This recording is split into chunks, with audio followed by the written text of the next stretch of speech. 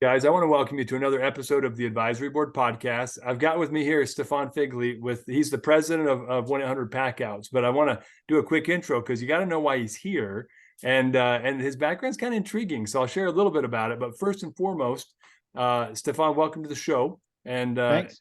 yeah, we're so glad to have you. I want to tell people things that you probably wouldn't tell them about yourself, like you were a professional tennis player. And you got into franchising through kind of like a marketing career that led into service master, and then boom, all of a sudden you, like us, it's kind of like a tractor beam or a black hole. You kind of get sucked in deeper and deeper, and there's no escaping franchising, right? At least that's what it feels like to me at this point. So Yeah, that's right. The magnetic field's too strong now. It's once you get past, I think, 15 years, there's no exiting after that. now you're stuck in the orbit, and that's okay. Like I love it Oh, here. it's great. It's great. Yeah. So Not a bad thing.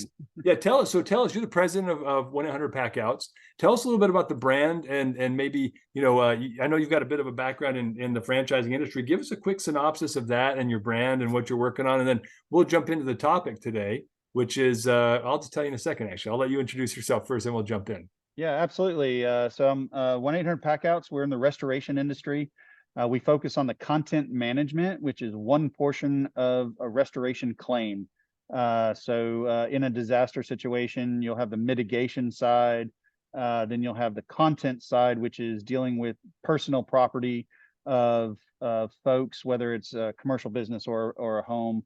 So you deal with their furniture, their kitchen utensils, where we usually pack out or partner with a sister brand of ours, 1-800 Textiles, and we deal with the soft goods, clothing, etc.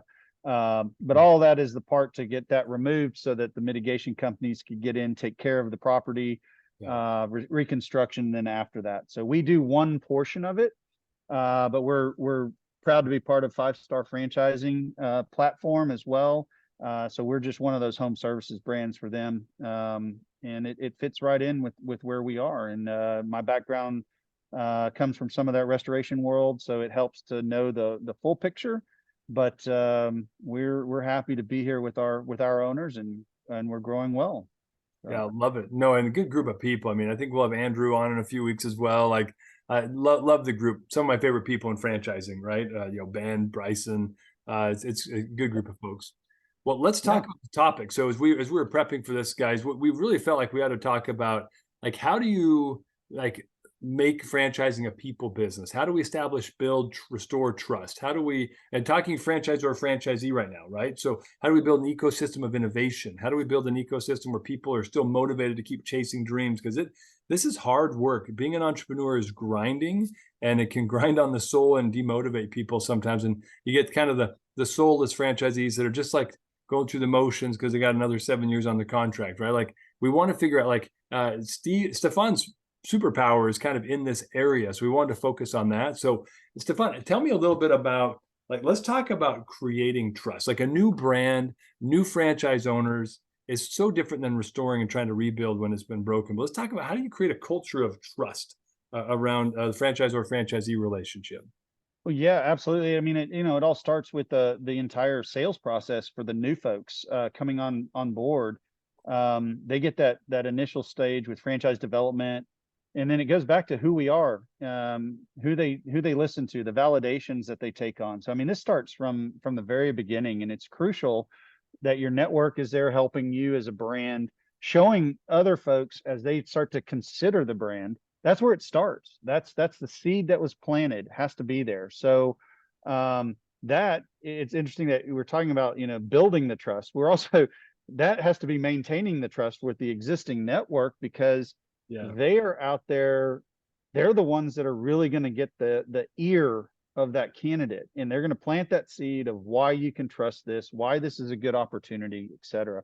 But then you got to deliver on it. I mean, trust is all about delivery. You can say everything you want to say, but until you do it and you provide that to an owner, you're just talking in the wind. And, that's not what you want to do. We have to be able to deliver it. I call it the round table discussion, where if you've talked about these great ideas around a meeting, but if it never gets executed and gets out into the field to actually implement inside of a service, it didn't do anything. It just made everybody feel good for a little bit, and that isn't it. That actually will hurt the trust Yeah, I was gonna comment on that and extend it. Like, it's not actually just nothing happens, because I personally don't believe any decision we make in life has it's got a good or bad consequence, right? Depending on what we choose to do. But like in that case, it's a real negative consequence, you know. And you Yeah. can see it. I've got 4 teenagers. If I say, hey guys, we want to do this, even if I'm not saying, hey, we are going to do this. As a franchisor, it's kind of the same thing.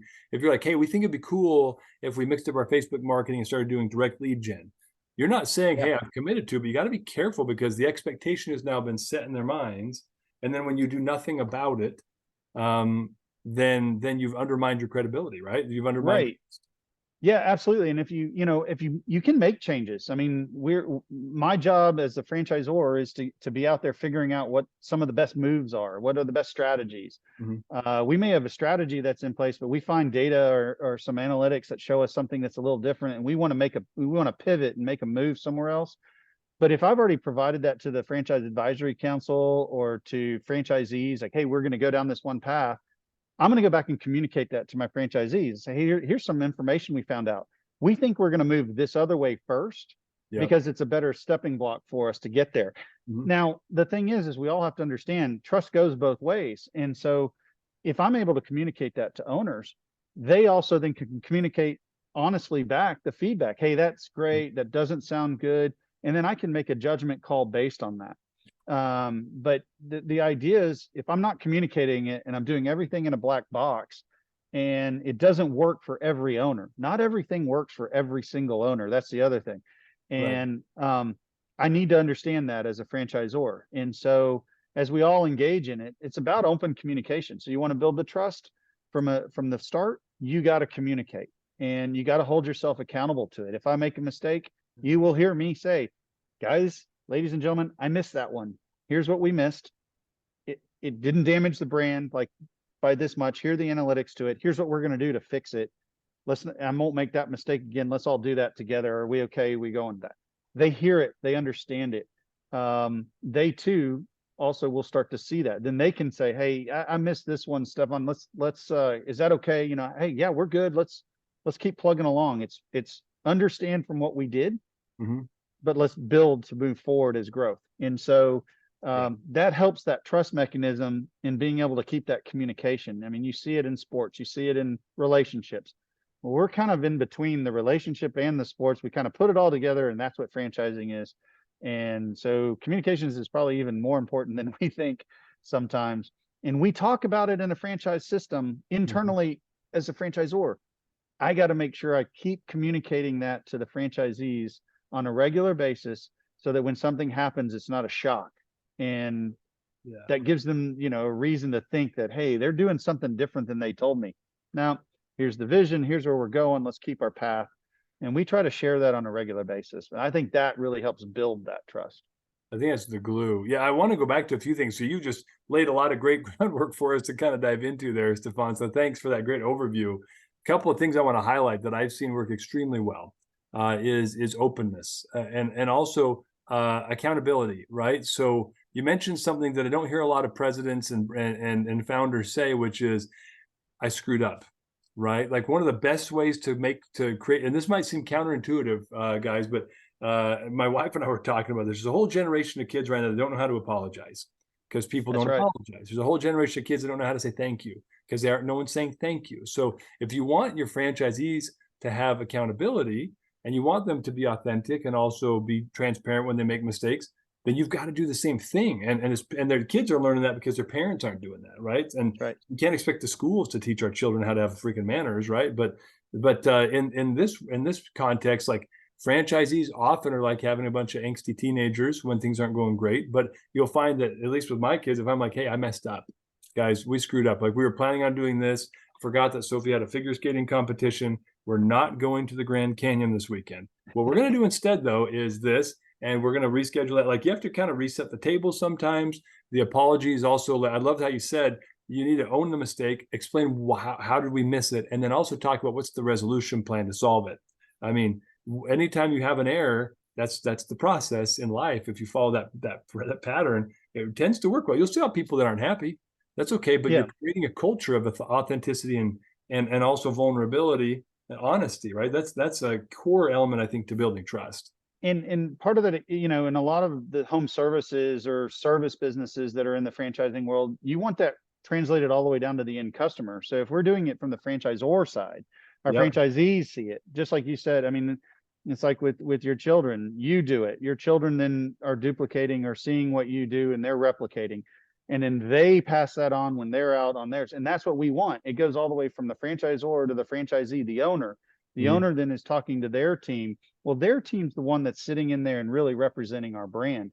It's not me as a franchisor. I get to represent it. I'm honored to be able to do that. But to be honest, I'm here at the top helping the person that has to go into every single situation that we have, every job that we have open. We have employees of franchisees going into those businesses. They're our true face, and we can't lose sight of that. And we have to make sure we are educating and showing the right path that we got to go down. And so, yeah, I mean, you know, I think I shocked some of the owners as I came in and said, "Hey, that isn't right. We aren't doing that right. Let us change that, Mhm. etc." We talked about build, but also restore, and not that things were broken, but you know, as a new person coming into a brand, they don't know if they can trust you. They don't know what it is. They know what was done in the past, right, wrong, or indifferent. It's not relevant to the matter, because when I come in, I can't change what happened. I only can build and move us forward in that right direction. And also making sure that everybody understands that's what my intent is. I'm happy to listen to what happened so I can learn not to make some of the same mistakes or what someone might vision as a mistake or a problem. But you know, my goal is to make my franchisees successful. That's how I take victory and nothing else. Yeah. But it's listening to them, helping them in their situations. Like you said, it does get tough. It's a grind to be in and run the business. It's not all rosy. And No. it's those of us that can help people get through it and support the folks to get through it. That's the ones that are successful. And you know, I want them to have their victory lap and everything. And Mhm. that's the pride that we take in doing this business. And as you said, that's the magneticism that brings us in and keeps us in the business. That's Yeah. fun. It is fun. It So was like playing for a great team, right? Like it's the best memories I've had are coaching teams that gelled. And you know, we played teams that were more athletic, that were bigger and stronger, and we still beat them. But it's because of that, like kind of that culture that we created, the trust across the team mhm, members. I want to come back to that too, because you mentioned sure. something else early on that is about kind of the way that you communicate through the franchise system and how you like vet some of the ideas. You just kind of made mention of an advisory committee. So let's talk about that for a minute, because as we're trying to create trust or even rebuild trust, because let's also include that in this conversation. Mhm. How are ways that you've engaged your FAC or your franchise advisory committee to make sure that you're doing things as a franchisor that's going to establish and build trust with all your franchise owners? Sure. So, I mean, we have I mean, many organizations have franchise advisory councils, Mhm. et cetera. I mean, I utilize the team. Literally, they serve in 2-year terms. And the idea is like, here's where we are, here's where we're going, Mhm. here's our thoughts, here's our innovation, what we want to do. And part of it is briefing them, letting them see it before it's a rollout. It doesn't mean it's going to change necessarily, but Mhm. um, to build that trust, to show why we're doing it, give the objective. Again, as you said, I came from an advertising marketing background. We built objectives and briefs before we executed anything. And that's the same deal. It's like, here's the brief. Our objective is to grow this, or our objective is to control project management. We need the right software. Okay, what is it? We want to do X, Y, and Z. Mhm. These tools met this. Here's what we want to do. Yes, it costs this much more per month. This is the benefit to it, but showing it to them, having them gain the understanding, play with it a little bit, get their feedback of positive and negatives, and then start to roll that out. Mhm. That's one way that we've used it. Ideas, our national meeting, I briefed them. What topics do you want? Our theme for our national meeting this year was created from our franchise advisory council. They Nice. gave it to Yeah. me. We used it, and all our content is built around literally reaching that objective. And that didn't come from me at corporate. I have a name. Who said the slogan? And it's a franchise owner who was on our franchise advisory council. They get credit for it, and that's what our goal is. We're going to go do that. And it has definitely resonated with owners as they hear it in the agendas that get sent out. Our attendance for 1-800 packouts is over 95% currently registered of the existing owners, and we even have a couple that have just signed in that won't even be open, and they're going to attend the national meeting prior to them opening, because they're so excited to be part of the brand. And that's the momentum. That's when I feel like we've gotten some click. And what's interesting, it's not just me, it's our network, it's our existing owners. They see that and hear that, and they're all excited about these newer owners that are in, and that they feel that it's that valuable to come. Now I got more existing owners saying, hey, I'm not missing it, I'm coming. So it just replicated itself, and that was really nice to have this year. And I hope that continues with us as we continue to move forward. But I feel that's a very positive move for us as a brand. And I think there are a lot of brands out there that have that happen. So. Oh yeah, well, and you're describing a pattern, right? Because one of the things I want people to get out of this discussion is to instill in them actionable behaviors or ideas, things they could do now, tactics, strategies that you've developed and practiced and seen work over the years. And this is one of them, guys. That's why I want to pause for a second, just make sure everyone heard that. Your FAC, your advisory council, is more than just like you meeting a contractual obligation because it got put into your agreement by your attorney, right? Like this is actually a living, breathing organization that can help you create trust, restore trust, and also help you guide the strategic direction of the franchise system in certain ways, right? Like you should have your hand on the helm, and yet these, like, they're the ones that are executing day to day. As a brand president, when was the last time you stopped in and did a pack out? It actually, I'm putting that into place coming up. That's a great question. I challenged my entire team. I said, hey, every year, every calendar year, my entire team must go on a live pack out job. So they could visit a franchise owner and they'll make their plans and when to do it. They got to go in the truck. They got to ride along. We're not necessarily insured to be able to do the physical pack out, but we need to be there because everybody has this, and it can cross different industries. I can give the example from ours, but you can have all sorts of scenarios. And I'm actually in the middle of training. We're in training right now. We have owner training this week. And I was talking to the new owners, and I said, one of the things that I hope to have live in 2024 is some way to capture the most unique pack out that an owner has had. Like, I want you to share it, whether it's similar to social media. I had this one deal that someone described a piece of furniture they moved that was so unique and how they had to handle it. And we want some of that, because we can't train that, right?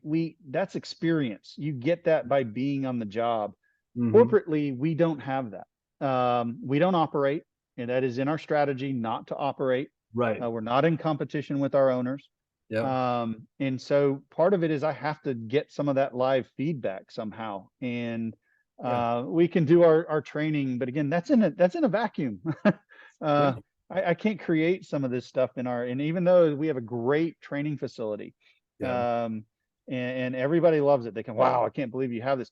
That's fantastic, but I can't create the unique aspect of being on site.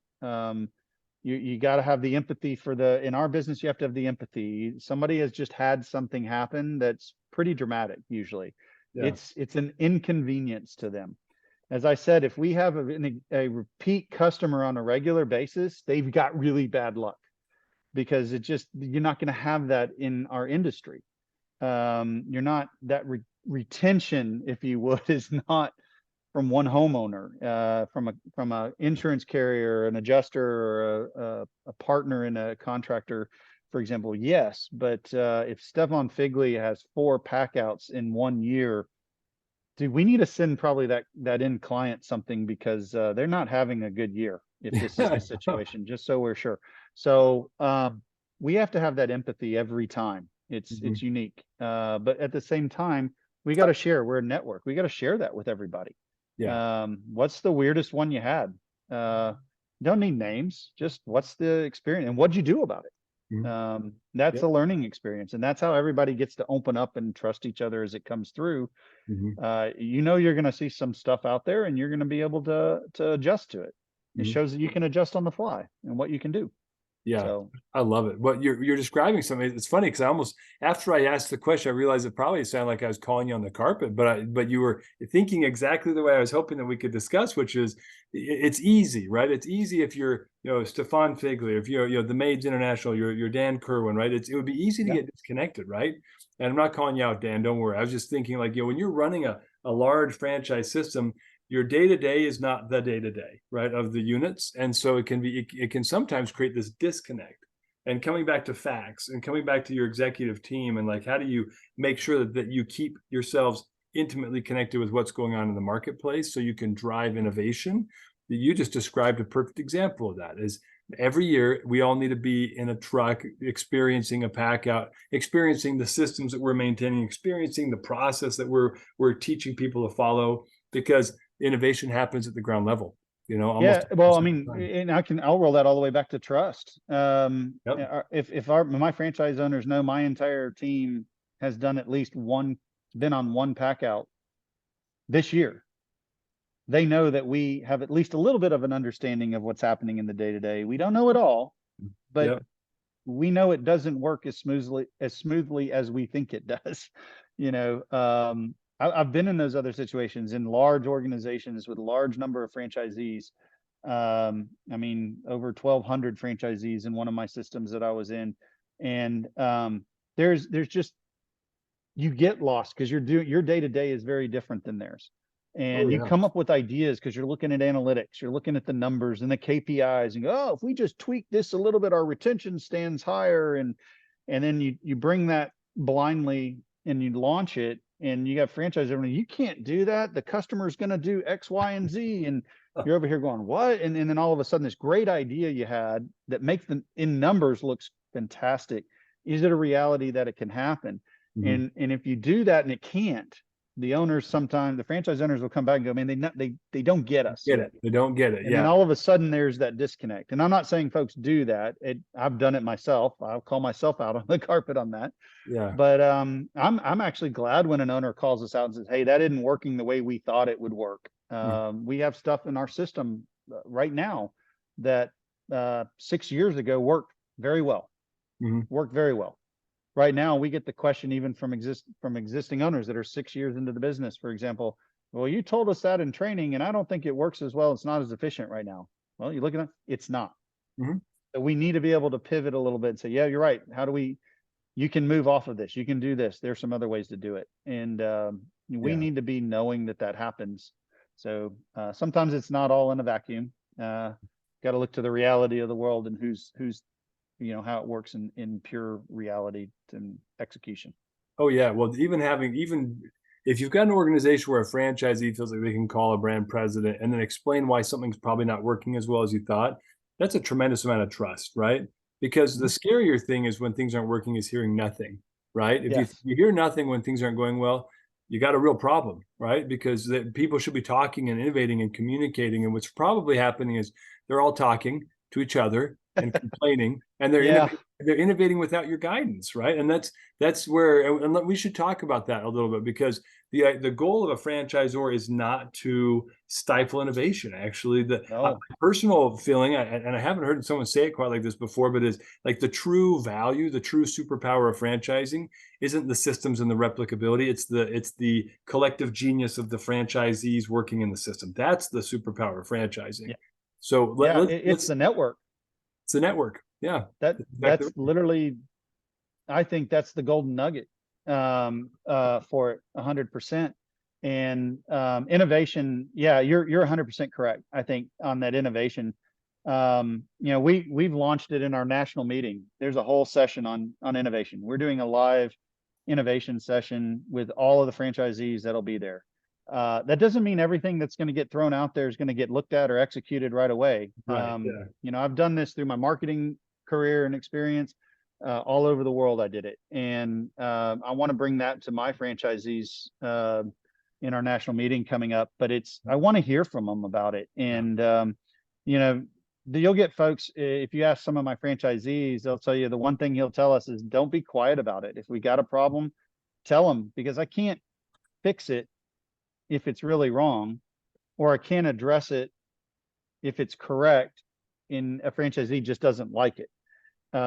You know, so I'm not trying to force something down somebody's throat that they have to do something because that's just the way I feel about it and it should be done. My goal, again, in our success and my success is literally the success of our franchise owners. Right. Everything we have built in there is they succeed, great. Then corporately we succeed. That's what it is. And you know, we won't grow any faster if we're not talking about how to do things a little bit differently than we're currently doing it. Because otherwise we're just going to kind of do the same thing. It's a recipe for a downward spiral of death, right? Like eventually it's going to be, and you're not going to sell any franchises. So all the Fran Dev folks out here are going, yeah, if you keep doing that, I can't sell anything. Yep, you're right. You won't, because it's not interesting enough. Agreed. Right. Well, you got to stay relevant, especially at home services. It's a lot of dirty work, right? These are not sexy concepts. Like there's nothing sexy about pack out jobs, but what's sexy is the freaking P&L, right? What's sexy is the network. What's sexy is the continued, like, economy's up or down. There are pack outs, right? That's not going to change a lot, right? So it's a fairly, I don't want to say this, right? That was a really big catchphrase, but it's really kind of a recession-resistant business model, right? It doesn't impact too much. Yeah, no, I mean, our industry is that way, but I mean, it's kind of interesting how you say that. You know, we get, I've used to speak, I've done this a lot at universities. I've spoken to strategic marketing groups, classes, et cetera. And I said, well, what do you expect to do when you graduate from college? I'm going to go work for a large agency. I'm going to go to Coca-Cola and I'm going to run marketing at Coca-Cola. And I'm like, okay, that's great. Yeah, you know, that's one job. That's like for me in tennis, like, oh yeah, I'm gonna be #1 in the world. That's great. There's one person that can do that at a time. That's it. Yeah. You know, it's you know, that's wonderful, but what's the reality of it? Because, you know, in my career, you know, I didn't foresee some of my brands that I've worked on. If you asked me in college, are you gonna do that? Are you gonna go and deal with bugs and cleaning and janitorial work and restoration work? I didn't know what that was. I didn't, you know, but you go and you do this from a business perspective. And I mean, I just brought some of the things up that I've been in, but you go across a lot of these, double check, ask these owners, were you thinking about this in college? Were you going to run a restaurant? Were you going to do restoration and come in and take when plumbing gets backed up and you're going to come in and get the water out of there and fix their house? Is that what you thought about when you were in college? Because they probably didn't. They were like, no, I'm going to go work for Nike or Adidas. I'm going to be head of marketing at Coca-Cola. That's awesome. And that happens. But there are some really good business models out here that were thought of. They were innovated out of something, and they came out of because of what's in the real world. And I tell college students that I said, don't think that everything's what you think it is. Some of the best businesses are things you haven't heard of. Yeah. And you know, it's interesting as more and more universities, there's entrepreneurial programs, how to get into it. And I think it's a big deal for franchising as a whole. Yeah. I've talked to a lot of folks. I have a high school son. He wants to be an entrepreneur. I'm excited about it. I'm like, man, this is going to be hard. It's a grind, but you got to find what you want to do and the passion behind it. And that's what's so exciting about franchising is the franchisee's passion to get it done. And that's what always makes everything fun. So, yeah, I totally agree with you. Well, I want to take the comment you just made there. I want to bring it back into what we were just talking about with building trust with the franchisees, right?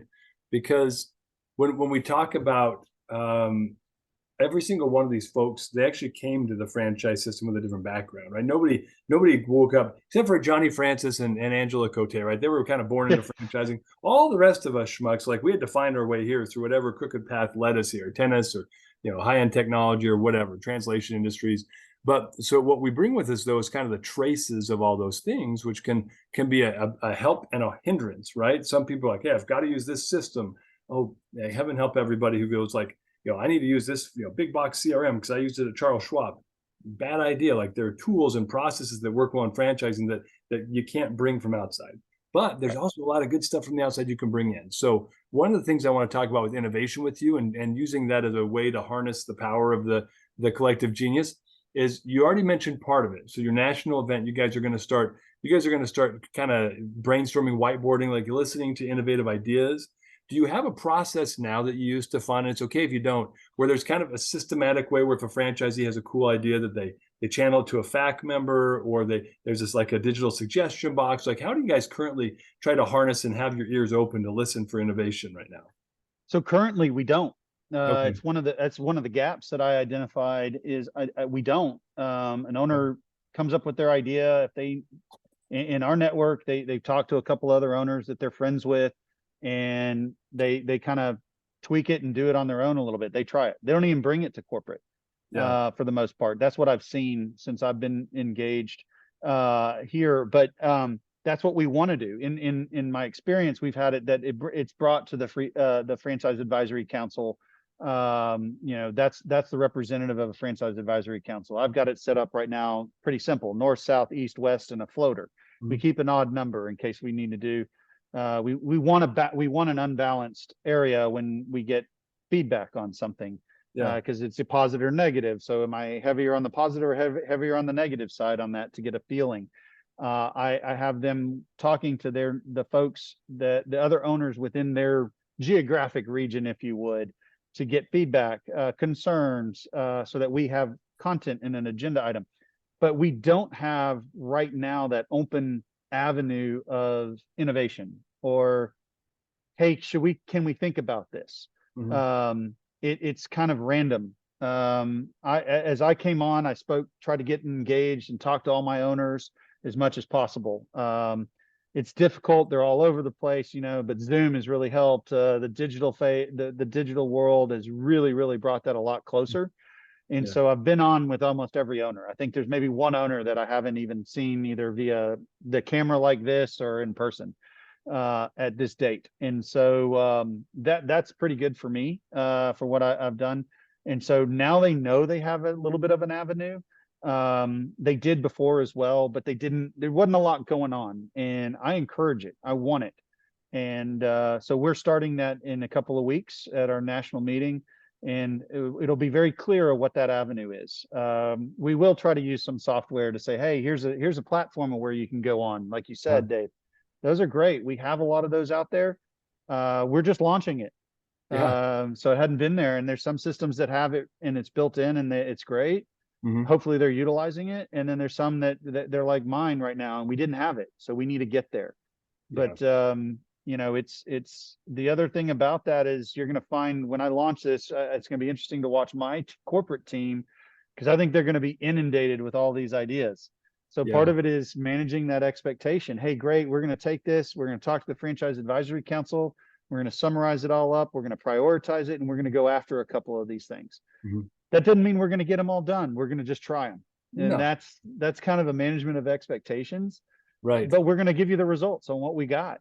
And so all of that's in that process. That's why I'm going to do it with the high percentage of owners that are coming to my meeting. I applaud my owners for doing that.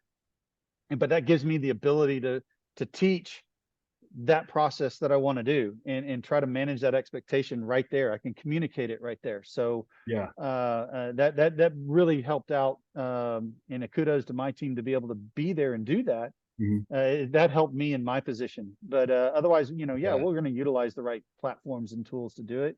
But honestly, we haven't had that. It's been one-offs. Hopefully someone's got the guts to call the president or somebody on the corporate team and say, hey, what about doing something like this? Right. But I've seen a lot of it. It's kind of built in little silos, and I'm trying to figure out ways to break down some of those walls and bring some of those what was built in a silo that I think is really great and should be out in the network. I got to figure out how to reward that owner that took that innovation and really went ahead and did it.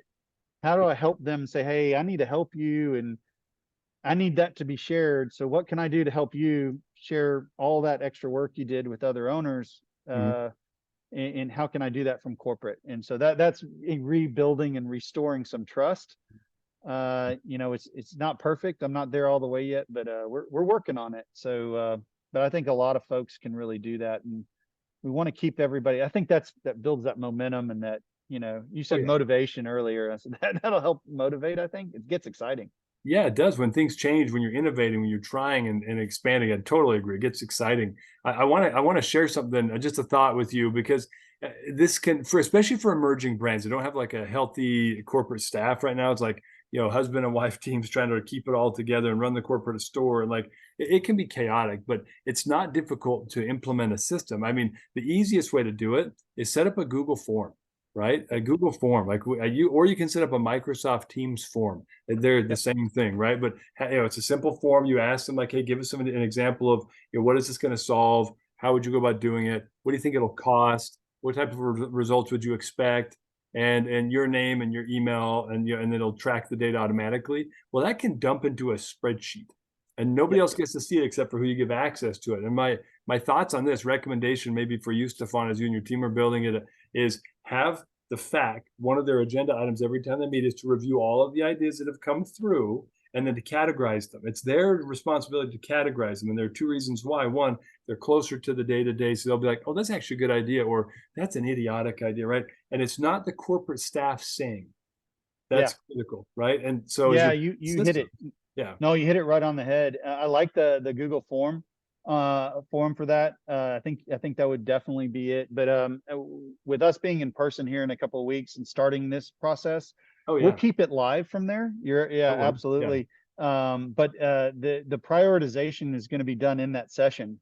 So we'll stop and say, okay, now it's time to prioritize. And I have a process for that. And folks that have done innovation and brainstorming sessions, there's all sorts of them. You can see it everywhere.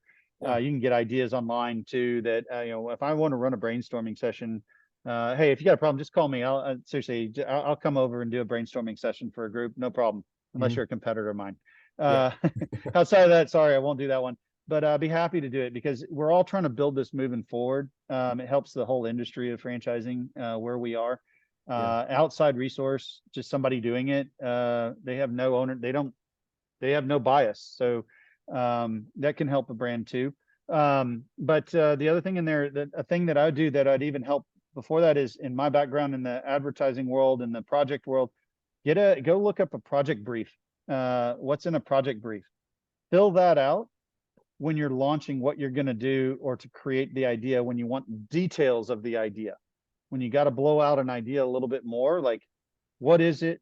How's it going to impact us? Yeah. What's considered success? Etc. You don't need to come up with the actions. The actions will come from that.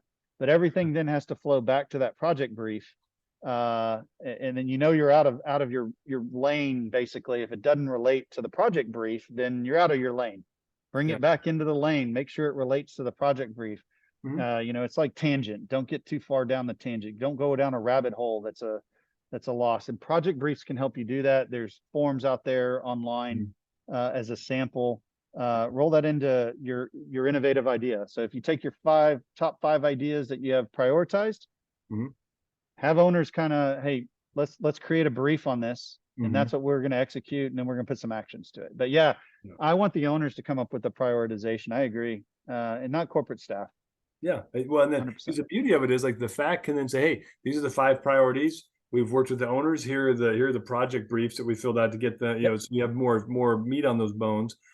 Corporate team, can you now run with this? You guys, that's your role, right? Is to Yep. create innovation, but now it's bottom up and it's vetted peer to peer, like peer reviewed, and now it's almost like a publication service process, but Yeah. it helps a lot as we talk about how do we build a culture of trust, listening, implementation, innovation. Like these things all create and reinforce that culture of trust and can help restore it, right? When you've got Yeah. franchisees that are used to seeing corporate not listen, not take action, or that's what their perception is. Let's be fair about that, right? And Yes. then this can be a nice way to kind of mend those fences, and also make sure that their voice is heard, and they also realize that corporate isn't the one saying no; it's being vetted by their peers, and their peers are saying no. That's a much different situation, right? Right. Yeah. And it keeps up that transparency, right? It starts to put transparency on the table. Mm-hmm. That if you're in a restore situation that maybe some franchisees don't think it's transparent enough, here's a step in the direction that helps everybody start to feel more transparent, and that can grow and help build a little bit start building the blocks back into it, putting that glue back together if something needs a restoration, if you would. And so I think you're right. Yeah. And then it shows execution, accountability. Hey, we're going to try to deliver some actionable items on this by a certain date. I really think dates are a really big deal. If you don't, sometimes things continue to stretch, and then people think, well, they never did it and stuff like that. So let's do this. Here's what we did. We got it done, or we didn't get it done. And so I think all of that helps build back into execution as an overall. So yeah, there's great. a key thing. There's a key thing here, right? Because a lot of founders are listening right now. Executives are like, yeah, but I got this agreement. Like, how do you balance innovation with I hate to use this word, but with conformity, right? Like, there's also like everyone kind of needs to play ball by the same rules, and yet we also want to keep innovating the game. So how have you found a good way to balance that, Stefan?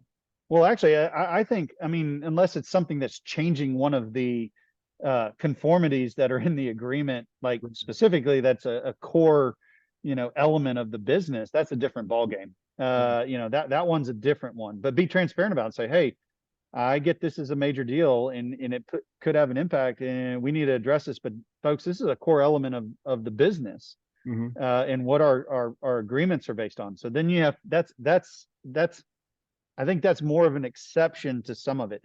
The conformity, though, it's we're right now we're just doing ideation. We're trying to see if any of this can actually help. If it can, then we'll build it into the conformity structure of the agreement without losing the integrity of what the innovation was. If it breaks down the integrity of the innovation, folks, we might have to change what our agreement is to adjust for it so that we're flexible enough for growth. It shouldn't have any impact on the overall business. It shouldn't damage what the basis of the agreement is by any means. I don't see that. I mean, there's very few things that would be a major exception if that happened. Right. But again, there's all the brainstorming aspects of the 6 hats. I don't know. A lot of people talk about it. We'll just use 2 hats. We were talking about this earlier in 5-star, and hey, black hat, white hat session. You need to go in there when you're doing innovation. It's white hat. There's no bad ideas. Nobody gets to put a shade on any of the ideas that get thrown up there. Like, we can't execute that because of whatever. We need to see what the ideas are. By doing that, you have the ability to open up what is the absolute potential, because we shouldn't have any hindrance if it can really truly help us grow. Then if it does, and we're hindering it as a franchisor, we need to turn around, look in a mirror, whatever you want to do. Is that the right decision we're making as a franchise for this brand? Yeah. And I think more and more founders and everything, they're going to be out there going, well, I would look at anything that can help us grow. You shouldn't defeat any of the infrastructure that's there. But I think a lot of folks, and they're entrepreneurs, right? They're going to sit here and say, I'll look at anything that'll help us grow. Then we'll figure out how we make it work. Oh, yeah. Well, and just a thought for you on that, this is all hinging around brainstorms and creating a systematic and asynchronous way for people to continue the idea of like ideation and innovation through a form or whatever you've put in place. Technology doesn't matter. But when you do the brainstorm, and you're a master brainstormer, so hopefully you'll say, yeah, that's right, Dave. But like, you also need to give it focus, right? You can't say, okay, what are the cool ideas you guys have? And that will be a nightmare of a session. But if you say, guys, there are headwinds in the market. We want to come up with some ways to help grow individual unit level performance in top line revenue and in bottom line. And so let's innovate around that. So if you put some guardrails on this thing, give them some focus. It's like a magnifying glass versus the sun, right? Like, if you focus the rays, you'll catch fire. But if it's a big broad barf session, like, it's not going to be productive, and it turns into a complaint session sometimes. And you want to focus the energy, right? Yeah, you have to manage it. I mean, you're correct. I think number one, it'll turn into a complaint session. That'll be first. And if you leave it too open, it's like jumping in the middle of the Pacific Ocean. I mean, which way are you really going to go with it, right? There's going to be things from all over the place. And so you're right. You got to have some fine-tuned areas.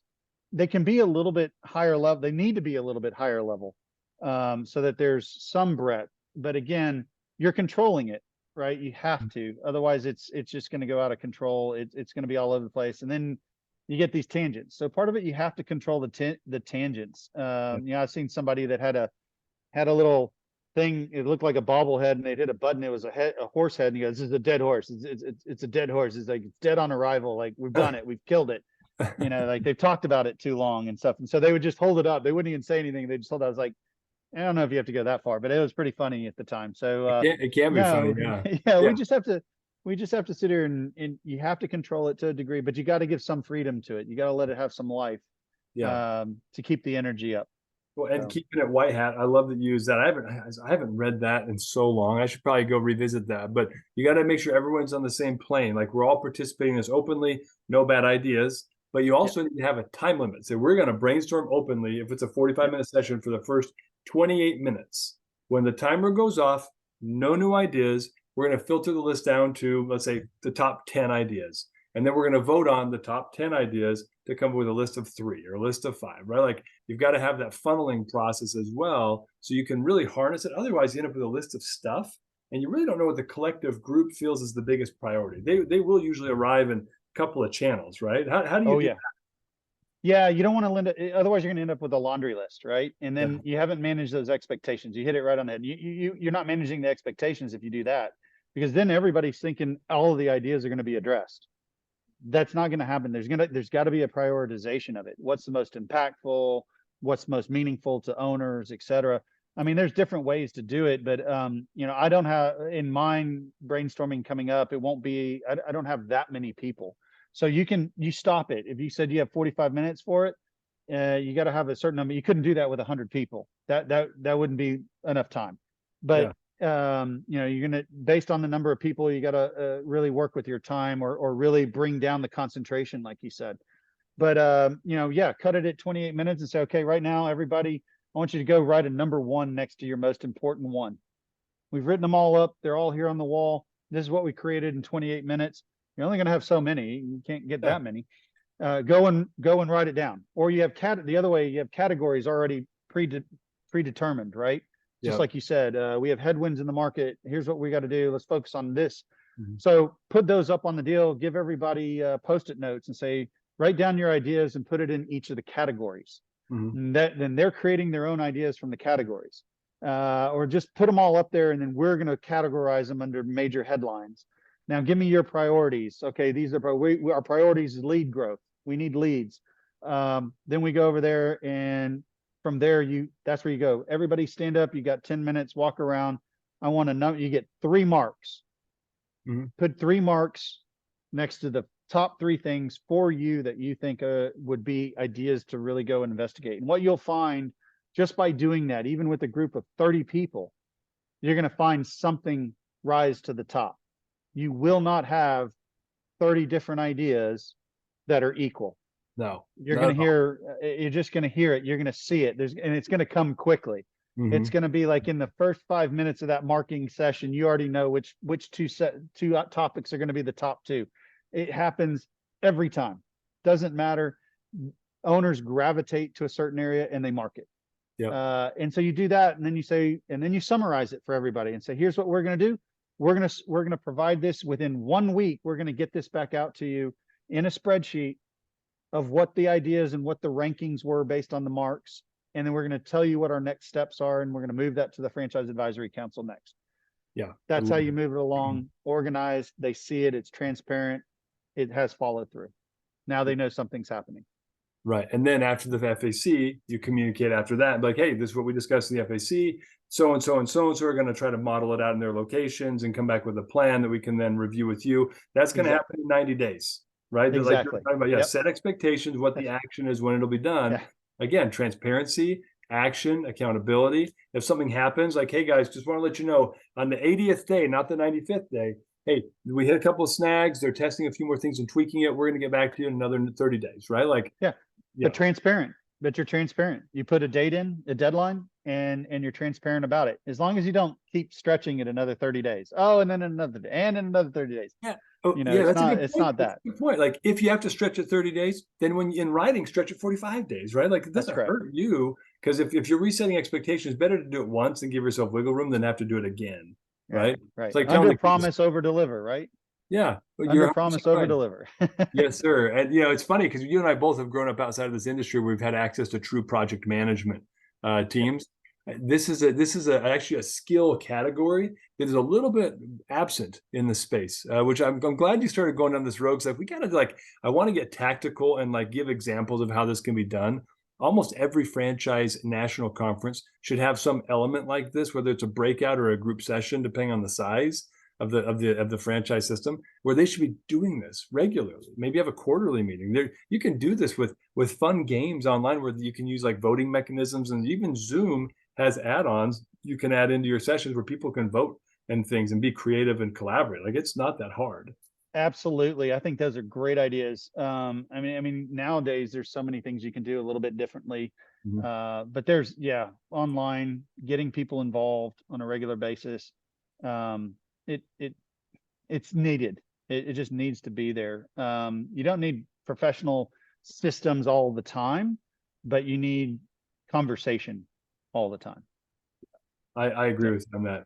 This has been fantastic. I mean, we set off on this conversation journey to like start laying out some ideas of how to create trust, how to rebuild trust, how to motivate the franchisees to grow, like to stay engaged and to continue growing their businesses. I think we've landed on a couple of really key takeaways here, guys. One, openness, transparency, accountability, and communication from the corporate team.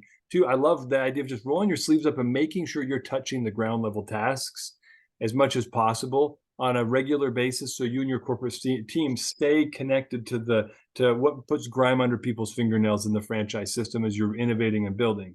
And then the third, like just this whole concept of using brainstorming with the franchisees, so there's ownership, there's input, and there's also consolidation of ideas, prioritization, and action that's visible with overly communicating across the flow so they can see when the next thing will be done and sharing with them all the ideas. Like these are the types of things that excellent brands do. I'm not surprised to hear, Stefan, that you're going to be implementing a lot of these things as as you're newer in this role and building this franchise system. But I just want to thank you for dumping so many good ideas during this session. Any wrap up thoughts from you, Stefan, you'd like to share before we call it? no, nothing more than that. I mean, I think our conversation kind of told everything. Again, that transparency, share it all, and let it be out there. But I really appreciate the time, Dave, and thank you for doing everything you do on this. This is great. Yeah, well, thanks for being here. I appreciate it, Stefan.